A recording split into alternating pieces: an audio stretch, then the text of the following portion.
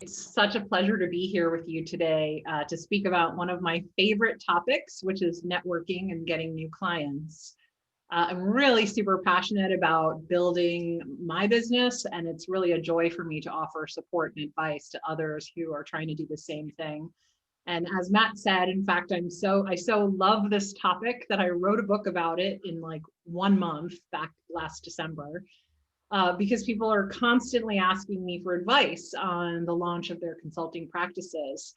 And it's just such a joy of mine to share that with others. I usually don't do recorded Zooms because I love putting folks into breakouts and doing more interactive stuff. But since I have some information that'll be beneficial, I'll spend about 15 minutes speaking. I will ask you to do one quick exercise during our time together. So have a pen and paper. And then we can have more of an interactive session after I'm done. I'll try to be brief. Hold on just 1 second. Let me get organized. Everyone sees my first slide up, right? Okay, good. Great. So just some background on me. Feel free to connect with me. Here's some of my information. I'd love to be connected to all of you. I started my business about a decade ago. Today, we are 10 full-time people, and we have a bench of contractors who work with us. So please do get in touch if our work interests you at all. We focus on higher ed issues, workforce development, and we really maintain a core emphasis on diversity, equity, and inclusion, and successful outcomes for underrepresented groups. We offer our services in 3 core areas. So we are an evaluation practice. We're all applied researchers, but we do a lot of custom research in the field on a variety of topics. And we also these days do quite a lot of strategic events. And I call them strategic events because sometimes it's a planning event for a board or a leadership team. Sometimes it's doing strategic learning plans for an organization who are trying to measure their work. And then sometimes they're just learning events, convening stakeholders to learn together. So if any of that interests you, I'd love to talk with you some more. My goals for today are to offer up some fresh new thinking on the whole concept of networking and sales for you, offer some ideas for expanding and engaging your network, and to highlight the elements of a perfect networking conversation, and then get some of your cues and offer up some of my A's. Ultimately, networking is really about growing your business so that we can all do the work that we love, right? I mean, and sometimes we have to take a moment to remember that. What is it about this that's important to me? How am I making the world better through my contributions? This investment in sales and networking is really about sustaining that growth so that you can do the thing that you love and have an income to do it. I'm here to assure you also that, you absolutely can grow your business through just networking and referrals. I know a lot of people will tell you, get on this RFP database, start bidding on this and that, get into federal contracting. Myself and many of my colleagues have built multi-million-dollar independent evaluation businesses just through referrals. But you have to be disciplined about your approach to networking so that you can maintain relationships with people who can offer you, reliable, predictable sources of referrals. So how do we do that? Well, we must find and keep our clients. Many people I speak with about launching their own evaluation firms, and maybe you've said this yourself, feel like, I don't really like selling, or I don't want to do self-promotion. I'm not comfortable with it. I don't want to be in business for myself because I don't want to sell. If this is you, I just really want to challenge you to shift your mindset about this. Networking is not about self-promotion. It is not about slick websites. You do not need one. You could have a business card for a website and it would be sufficient. It is not about branding, and it is certainly not about pressuring people. What it is about is relationships. Ultimately, sales is about relationships, and relationships are built on trust. They're built on mutual benefit. And the most important thing is you have to be yourself. I think all of you know, relationships, at least the good ones, are built on authenticity. You have to have a genuine care and concern for the client or the person that you're engaging with personally and professionally. Your questions have to reveal genuine interest in your contact and in their ambitions for their organization. Also, when you ask a client, a contact for input or guidance in a networking appointment, I think it's really important to be completely straightforward about what you're doing. Don't be vague. Each engagement is a chance to build trust. So that's what you'll hear me say this a lot about authenticity. So, and I say all of this background to assure you that that this process is really about being yourself in your social and professional networks. And I reiterate that because I think you should feel comfortable in it. I don't think you should feel challenged by it. This is all about yourself, being yourself. With that, why do people choose to work with you?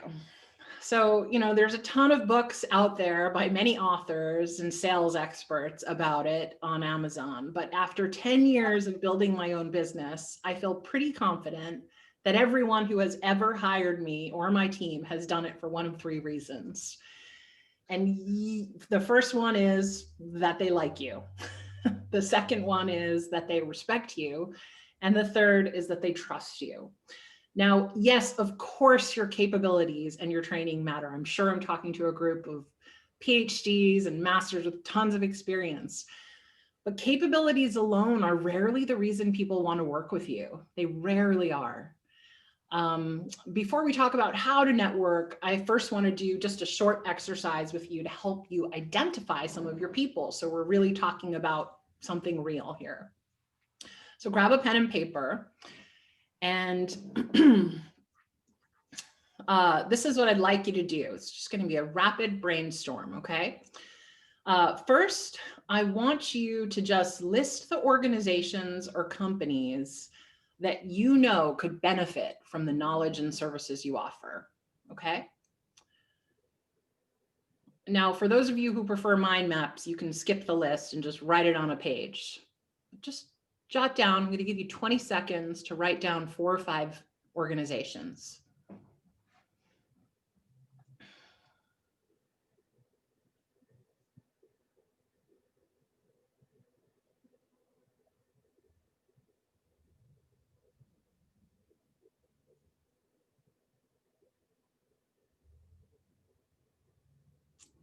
Okay, now taking your organizations a little bit further, could you think of maybe 1 or 2 related entities? So perhaps it's an entity that provides funding to your primary org, or perhaps it's an entity that is served by your org, right? Like maybe schools are served by your organization, or communities, economic development agencies. Try to identify a few related ones. I'll give you 5 seconds to do that.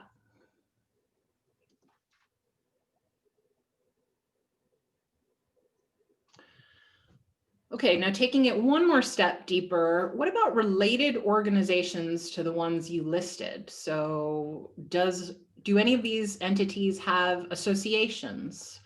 Are they associated with certain types of private companies? Are there lenders or funders related to them? Think tanks, policy shops, certifying, licensing bodies, any of those? Just take a few seconds to stretch your thinking a little bit further on these organizations. Okay, so the next thing I want to do is talk about people. So let's just take this group that you've listed on your page, and I just want you to list a few names. Just draw a little line and put some names down of people you know, first names, last names, or if you can't remember them, just their title. Just take 10 seconds.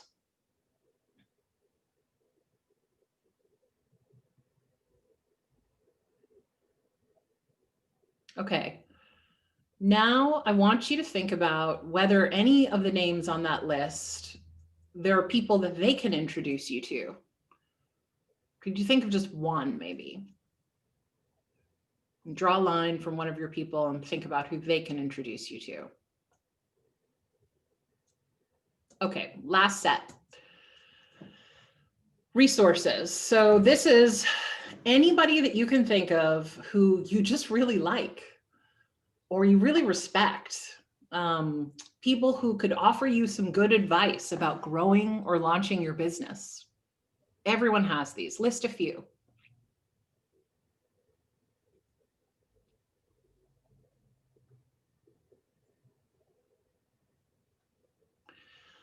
Okay, just to wrap us up with this last piece, I'd love for you to circle 2 or 3 of the names on that list that you know are really important contacts for you in your business, okay? And the last thing I want you to do is to put a star next to anyone on that list, maybe 2 or 3 of them that you feel like are a real stretch for you. Like you got to dig for a little courage to make that call or to send that message or have that face-to-face, okay? So just out of curiosity, looking out at everyone, not everyone has cameras on, so you could use your digital hand if you want, but did anybody have a circle and a star on one person?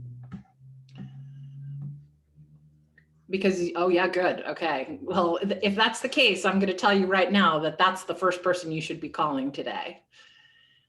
Anyone, I want to encourage you to take some time to do more with this exercise later today, but keep this as a starting point for some new networking this month, okay? And set some goals for yourself.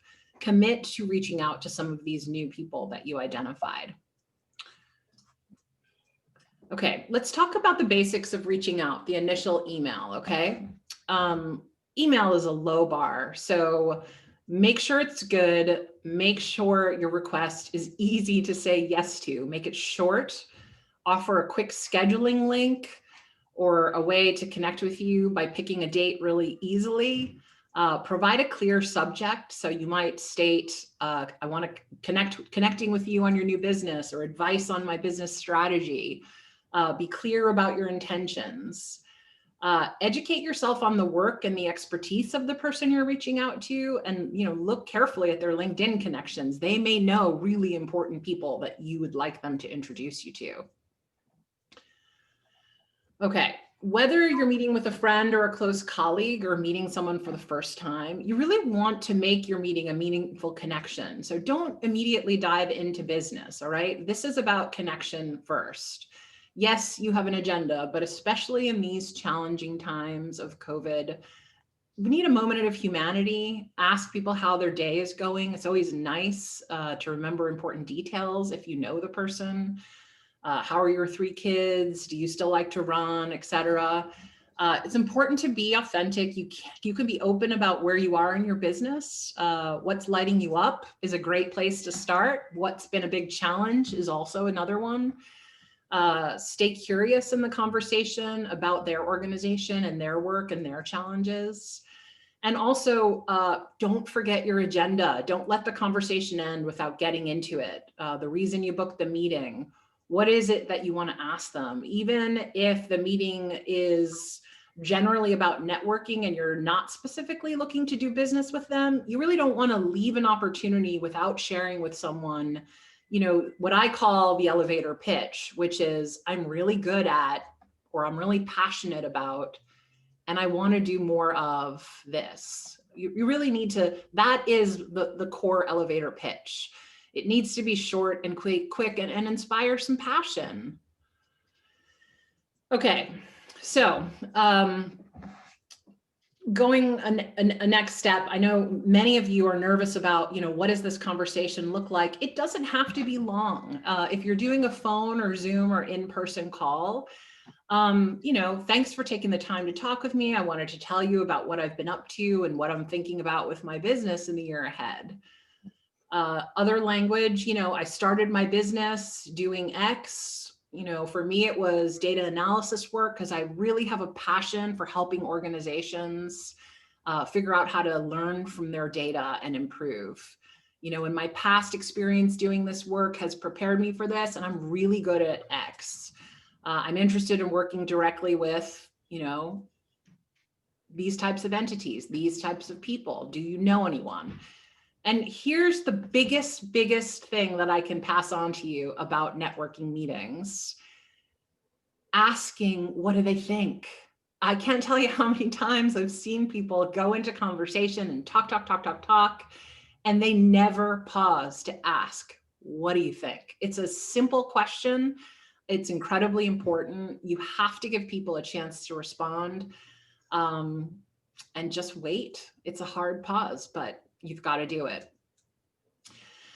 If you happen to have the kind of person who's not real talkative and they say, I think it sounds great, and that's all they have to say, here's some backup questions. Where do you see a need for these kinds of services, or to what extent do you see a need? Does your organization have any needs for services like this? Do you have any advice or suggestions for me as I get started and as I grow my business? Can you suggest some other people or organizations I should talk to about the work I'm trying to do? Here's the crazy thing. All of this advice and practical knowledge that I'm giving you about how to do this, and I hope that it's really helpful, I have not even told you what I think is the most important element of networking. And maybe some of you can already guess what I'm going to say, but you have got to follow through with every single engagement with a contact about your business. And part of that is each engagement is an opportunity to build trust, which is a core building block to relationships. It's 100% necessary that you follow up with every single lead. And so I'll give you some specific examples. For me personally, I really pride myself in this. I take this very seriously. I make a personal commitment to this, and I almost never don't follow through. I follow up with leads in the same day, or if I don't follow up in the same day on something I learned, I add it to my calendar for the next day. After all networking meetings, I follow up with a generous thank you and a resource, any resources that I've offered to provide. I always offer resources. If someone's sharing about their business or a challenge, something they're trying to do, I'm always making connections for them, offering resources, ideas, and I follow up with those. If someone shares ideas or resources with me, I actually read them and comment. It's so important to show genuine interest. Also connecting with them on LinkedIn or Twitter or more. All of this is about taking these interactions with potential clients and turning them into using follow through to demonstrate that you're trustworthy.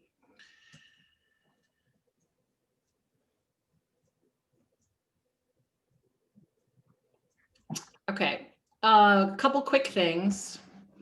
One is a lot of people ask me about CRMs and sales software.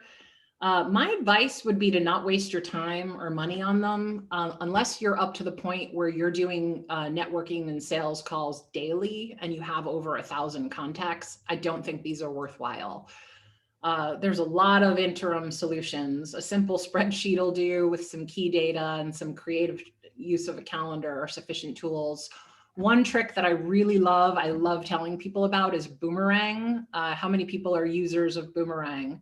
It's a super, super helpful add-on to Gmail that basically you can use to remind you to follow up with someone who hasn't responded, or remind you to reach out to a person at a certain point, or you can schedule outreach for people by writing a message and having it go first thing in the next day. I just want to conclude by talking about some mistakes that I've made and I've seen others make, and I hope this benefits you so you don't have to make them. Just in general with networking and some with business in general. The first is I see a lot of people who devote time to the wrong events.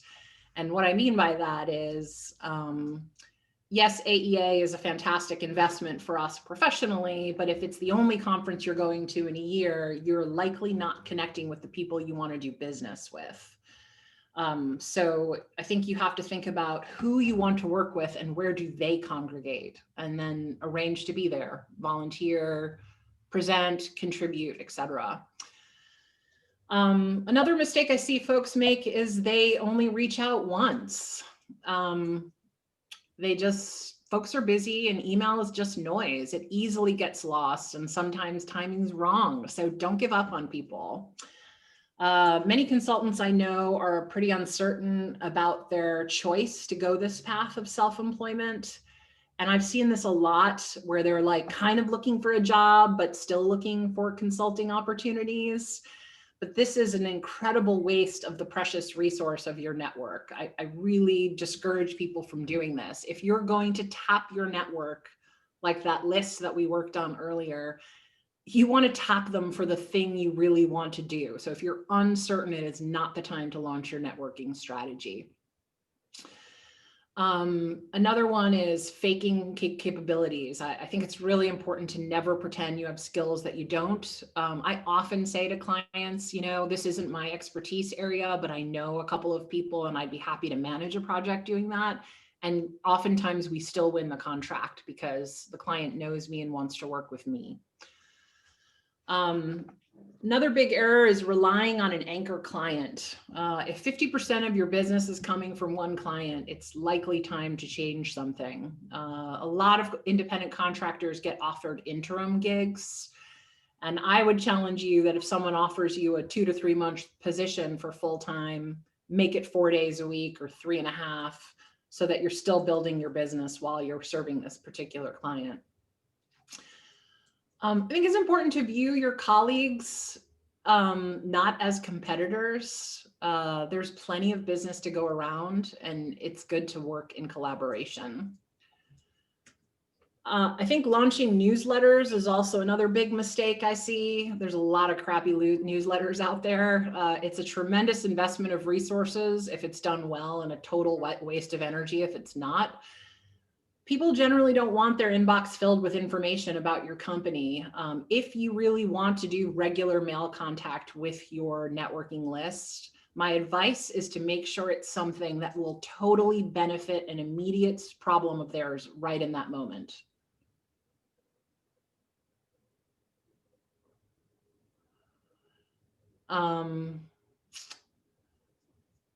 Okay, don't go it alone. We all need what I call in my book our high value network, which is kind of a collection of individuals that you want to learn from, whose input matters to you professionally and whom you care about. Keep that network close at all times. With that, I hope you benefited from hearing all of this advice today. If you felt worried about your ability to build your business through networking in the past, I leave you with this lovely quote that I love and look at every day, which is, whether you think you can do this or think you can't, you are absolutely right. I'm gonna offer some free resources to everyone. You can go to my website here and download these items. If you decide to read the book, please do let me know what you found helpful, because I'm gonna be doing some more workshops in the future. There's lots of free resources you can just download without the book that might help you if you're just starting out. Things like contact tracking, yearly planning, sample budgets, invoice templates, and some time tracking resources.